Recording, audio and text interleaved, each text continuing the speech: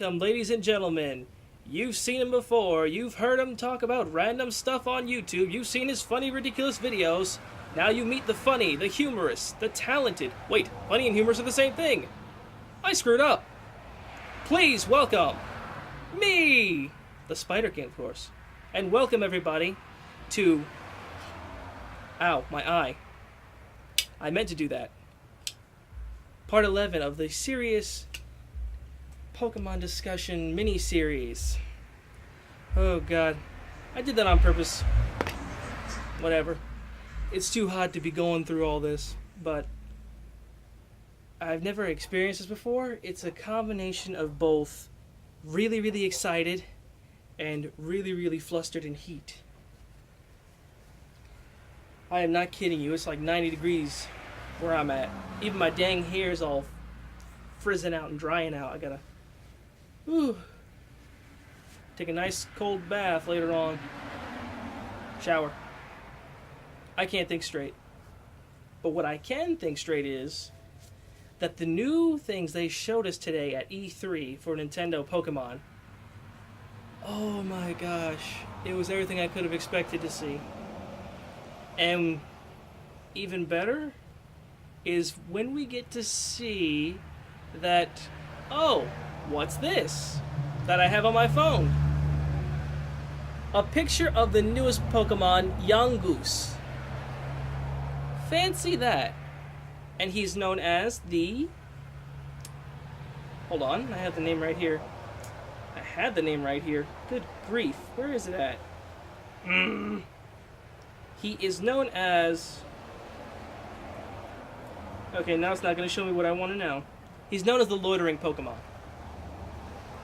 And if you remember from Part 2 of the series Pokemon discussion, Nerd-Torious Krew series Pokemon discussion, I should have entered with... This is Part 11 again. Part 2, I mentioned how we don't have... This was 2 weeks back. We do not have a mongoose Pokemon. And sure enough, 2 weeks later, mongoose. So, and just to prove this, I have proof that on this piece of paper that I've written, my sloppy penmanship, where's it at? Indian mongoose. Poor penmanship, but I do have good pencil penmanship. So yeah, I'm really excited about that I predicted something that came true. What?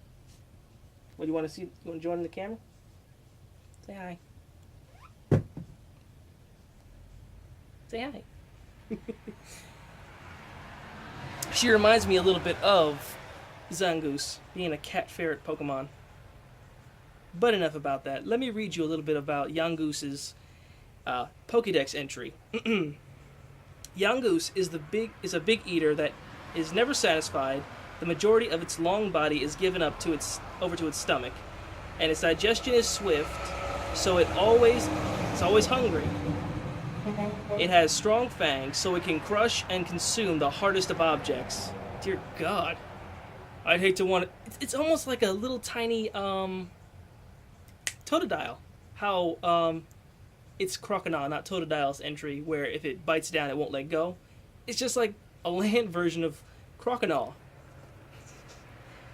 I wouldn't want to get bit by it. I bet if we get back Pokemon and Me, there's going to be an animation where a Yungoos will try to bite you, and it might be an animation where it's a little bit different from Pokemon and Me, where a Yungoos will actually bite the trainer, and you'll see the reaction of the trainers, like, ah, my hand! And then again, if Pokemon and Me comes out, if we get it, we'll also get, since his appetite is almost nothing, God, he'll pretty much eat anything. So you could just keep feeding him Pokepuffs, and he'll just still be hungry. You'll be there for an hour. Are you full yet? I've been giving you... Look, I have no more Pokepuffs. And he'll be like, sad puppy dog eyes.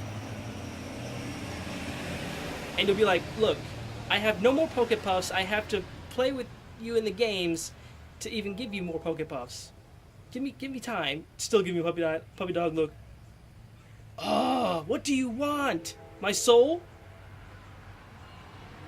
You can't have my soul.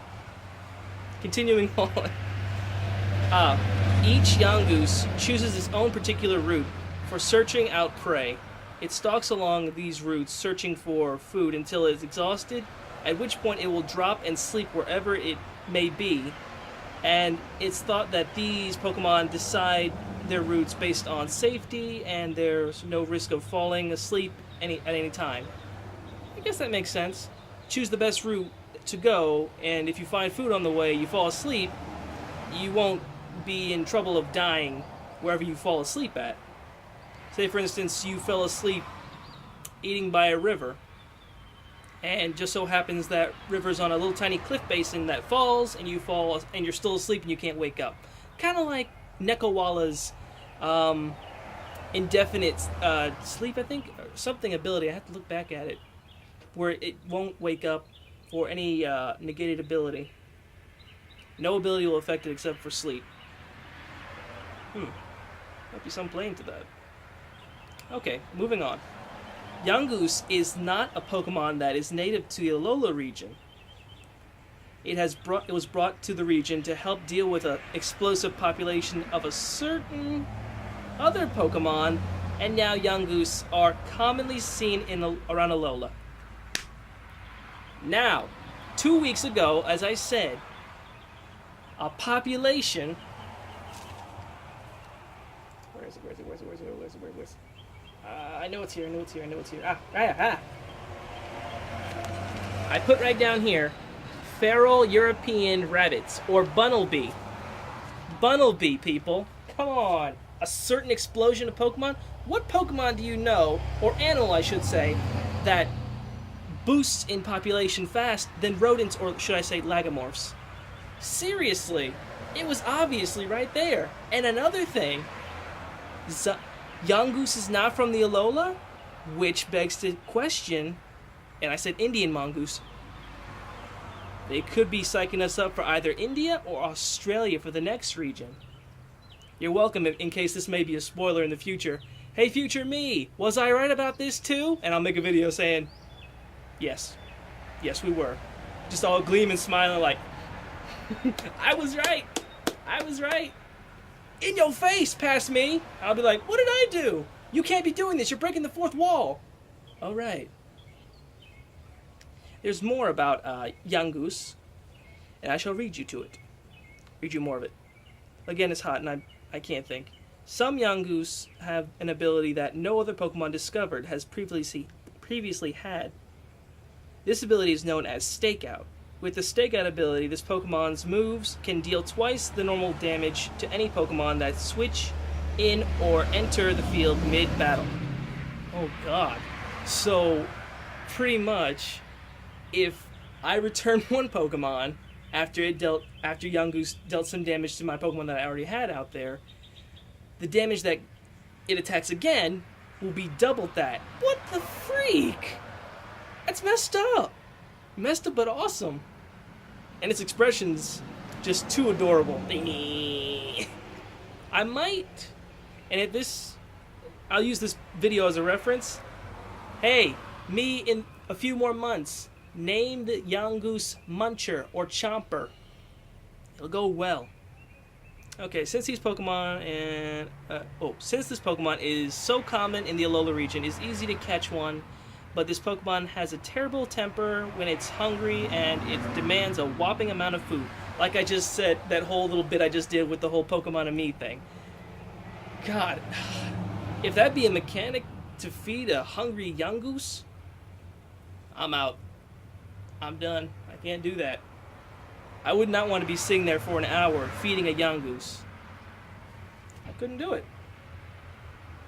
Alright, so let's move on to another Pokemon that I really am glad to see that they came out with saying, it's like, oh yeah, by the way, this is what this is. If I can ever find it. Okay, there it is. And I love the name they chose for it. Say hello. Oh god. The color's a bit screwy. To Pikipek. The Woodpecker Pokemon. Oh man. Being a normal flying too, with the abilities Keen Eye and Skill Link.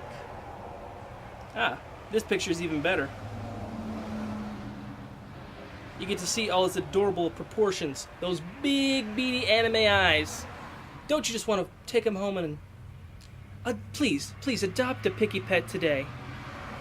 Please. I said the name wrong. Pikipek. Please adopt a Pikipek today. He should have become a dang, what do they call those things back in the day? Pound pets? I can imagine him being a plushie. I've already seen the Iwanko plushie, and I want it. Let me read you his Pokedex entry for, if I can find it. Oh my god, why is it so far away? Okay, there we go. God. All the things that I have in here are just far apart. Okay. It says that Pikipek can strike 16 times per second with its beak. These strikes are powerful enough to not only drill through hard wood, but even shatter stone. And this train is not helping with the ambient sounds. The noises they made by their blows can signal others. Some of these signals have been identified as warning signals and greetings among allies. Pikipek trainers have grown to recognize them as well. These Pokemon drill holes in trees and store food in these holes, as woodpeckers do. And will tuck them away in their food stores. Oh wait, hold on, I read ahead. Ooh. They're attracted to glittering objects and will tuck them away in their food stores too. It is often said, and I love this little rhyme, something lost, something missed, check inside the Pikipek nest. That's cute. It's adorable. It's deplorable.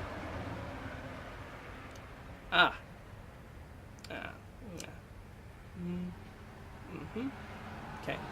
It also says that Pikipek will attack distant opponents by zipping seeds at them?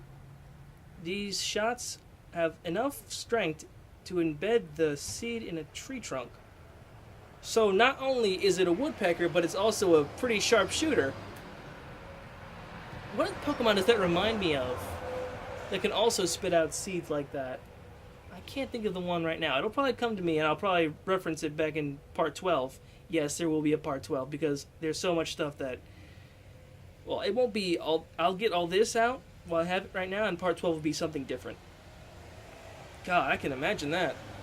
It's like, I got a seed in my mouth. It's like, dude, you could win a seed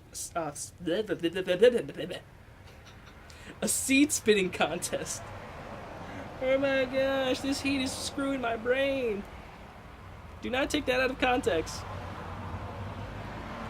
Okay, and it's the last Pokemon they showed us. Well, I should say not the last, but the mid to last Pokemon they showed us. Everyone, please welcome this adorable little trub. Little trub, Grubbin. Isn't he adorable? Look at him. With little tiny pincers and his little cap above his head. He kind of reminds me of Bisharp or Pawniard. He might? Wouldn't it be something if he evolved as a beetle? I mean, he's obviously a beetle grub. Now, what if he evolved to look like Bisharp and Pawniard?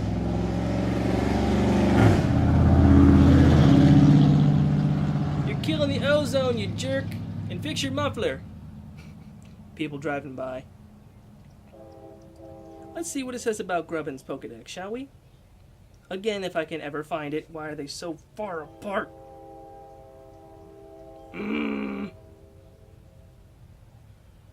Don't worry, I'll find it. I'll try to be quick. Got it. Okay, what it says about Grubbin. Grubbin relies on its sturdy jaws as a weapon in battle and as a tool for burrowing through the earth. Grubbin loves electricity. Really now? Which is why they can be found near power plants. Curious. By wrapping tree branches in the sticky threads that it spews from its mouth, Grubbin can swing around like an actor on a suspension wire. Now, I want to point something out about Grubbin. What was that whole thing about electric? Almost makes me think we're gonna get another bug electric type, kind of like Joltik and Galvantula. That'd be so freaking wicked. Another bug electric type. Then we'd have 4. That'd be so cool. And I bet there's a power plant in the Alola region. I just haven't looked. I probably look for it later. Like, get a closer look at the pictures. Like, zoom in really close. Be like, oh wait, there it is. Okay, let's see if I don't have any other Pokemon to show, and I'll probably, after I get everything out, I'll show you everything that I found. I'll just give a little brief scroll through. And everybody should know this Pokemon. Magana. Being, of course, everybody said, it's Steel Fairy. But what's interesting about mythical Pokemon Magana is her ability, Soul Heart. Now, I didn't believe it at first, but this ability is freaking awesome. And let me read you a few interesting things about Magana. And this is going to tie in well to my next part in Part 12. Magana is a mythical Pokemon that was created by a scientist of uncommon genius 500 years ago. Magana has the power to perceive the emotions, thoughts, and feelings of other Pokemon. If a Pokemon is injured, Magana will feel the other's pain. Ah, I see what you're doing there. And I had to stop because this is reminding me of exactly what Ash and Greninja go through when they and I don't know if people are calling it these days, but I thought it was a pretty cool word to say, synchro evolution. Get it spread around, people. Let's start calling it synchro evolution because that's what it clearly looks like. And if they synchro evolution together, then Magirna's ability to say that they feel each other's pain is what I think, and I'll have to talk about this in Part 12, what I think synchro evolution would be. Again, this is just my thoughts on what it could be called. It could be called something different. And my face looks just completely red in this camera. The heat will do that to you, people. The heat will do that to you. I am not built for this weather. Talk about Pokemon Sun and Moon and the heat. It's freaking hot.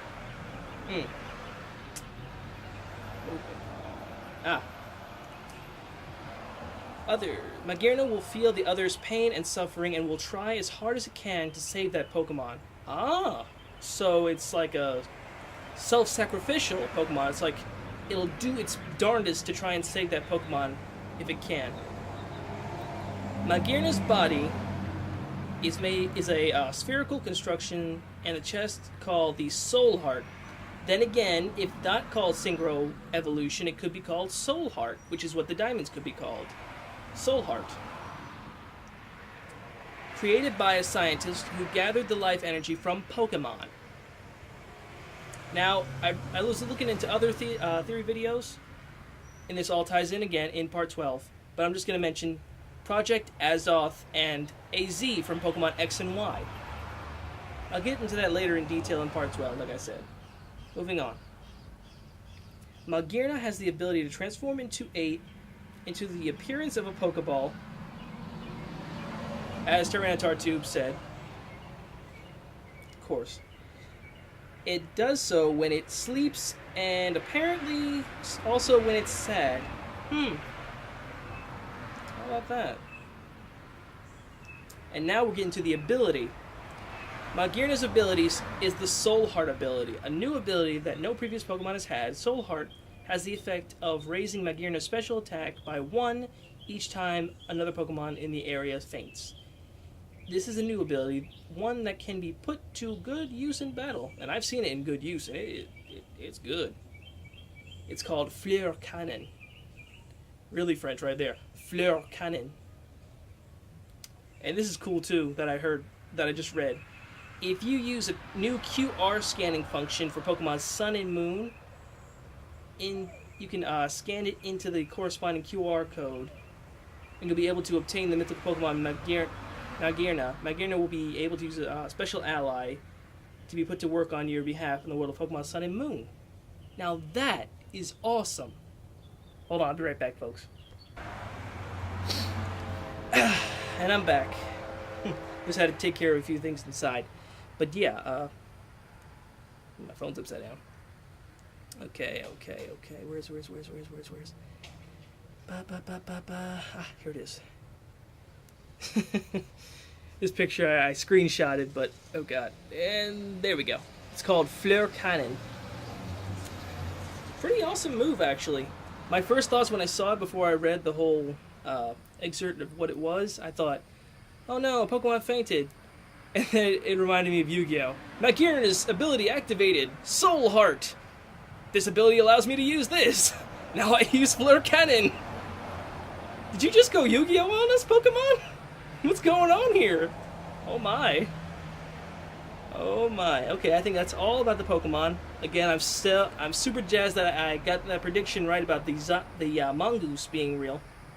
So, yeah, in all y'all faces. I'm sorry, but it's true. Ah, yes. A new mechanic where you get to battle with 4 people. Battle Royal. Not only that, and I'll probably go scroll through it. Okay, hold on, wait. It's checking everything, checking everything. Yeah, okay. So here we have the stage. Oop, nope, sorry. The stage, the players, and again, customizable clothes is coming back, so that's a good thing. And I know I said in one video that we might be getting the skating shoes, but I don't think that may be true. So I'm sorry in advance. I thought we would have, but I guess we'll have to see until it comes out. It's Fleur Cannon, Magana, Grubbin again, Yungoos really blurred out, Yungoos again, Pikipek again. All these guys lost and he won. The battle action sequences. More of the stage, Tyranitar. More of the stage. Ah, this picture I got when they were doing the live stream at E3. This dude right here. I think you all know what I mean, but he's definitely rocking for Team Moon. You think you were slick? We know what you're doing, wearing a shirt like this, Team Moon. Then we were shown more stuff, where it's a battle sequence during the festival, and I think that's Hala. Yeah. You can't see it too well on my phone, but that's Hala. And this might not be a spoiler alert. Again, I'm sorry for the sweat on camera. It is hot. I couldn't movie magic that if I wanted to. So, and I had a theory about this. What if Hala, because it said that... Hold on. Whew. I just cannot get a break. That's the second time I had to leave and go somewhere and I'm back again. This might be the longest discussion ever, but I'll try and wrap it up as fast as I can. So anyway, yeah, Hala might be the Alola region's champion because it said that he's a strong trainer. So I thought, old dude gives you your first Pokemon. He kind of reminds me of Alder. Pokemon Black and White. Pokemon Black and White 2. But of course, in Black and White 2, it's Iris who takes over as the champion. Ah, this one's good. This one's good too. You can't see too well, but that's Pikipek on the end right there with 2 more evolutionary lines. So of course we're going to get 2 more in the evolutionary line of Pikipek. God knows what it's going to evolve to. Giant woodpecker bird. Hala again. Am I going the wrong way? And this is during the live stream. I just kept taking screenshots. And I was like, what kind of Pokemon is that? Yep, more pictures of the live stream. And I saw this Pokemon, I think a few months back when they showed it in Pokemon Japan. And people were saying, that's fake. Well, apparently it's not fake anymore. And apparently my prediction was right. That's it. That's it. Woo. Okay. Thank you, everybody. Oh, wait. I'm sorry. I said that was it, but it kind of wasn't. Lastly, this is the last thing. These are the new forms for Solgaleo and Lunala. Solgaleo gains the Radiant Sun phase, while Lunala gains the Full Moon phase. Which is pretty awesome. It says, Solgaleo and Lunala are two Pokemon that hold an important key to the story.